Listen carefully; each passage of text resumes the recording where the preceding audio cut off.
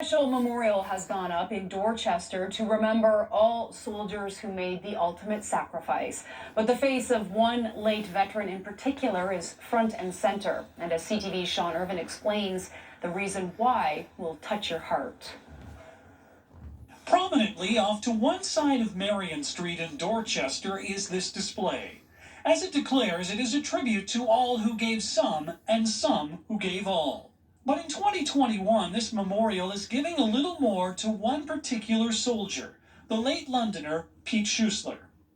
If the Second World War veteran's face looks familiar to you, there is a few reasons why. In 2016 and in 2020, Pete Schussler's story was featured in extended interviews leading up to Remembrance Day on CTV London.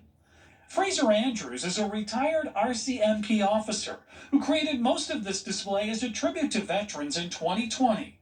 But then, just after Remembrance Day 2020, Pete's daughter brought her dad to see this memorial. Andrews, who had seen the CTV London series on Pete, recognized his face the moment he stepped out of the car. So it was only going to be a 5-minute visit. It ended up being about 2.5 hours. We had just a fantastic bond. A bond made stronger by Pete's message that day. The decorated veteran of multiple battles wanted to thank Fraser. Which I found very ironic that someone that gave up that much would want to thank me for doing my little piece. With Pete's passing in May of this year, Fraser felt truly compelled to add his new friend's face to the memorial. I've met a lot of important people. Nobody touched me probably as much as my 2.5 hours with Pete. Ask his wife Doreen or any member of the family, and they'll tell you Pete Schussler never wanted to be the face of veterans. But as the last living member of his regiment who served in World War II, he took on the role with the same heart and call to service that carried him through life.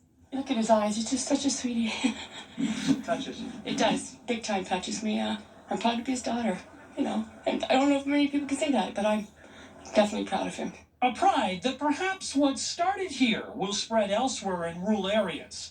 It's a message Deborah and Fraser share. I'm hoping that maybe others will learn from this and maybe start their own sort of celebration and display of our veterans. Sean Irvin, CTV News.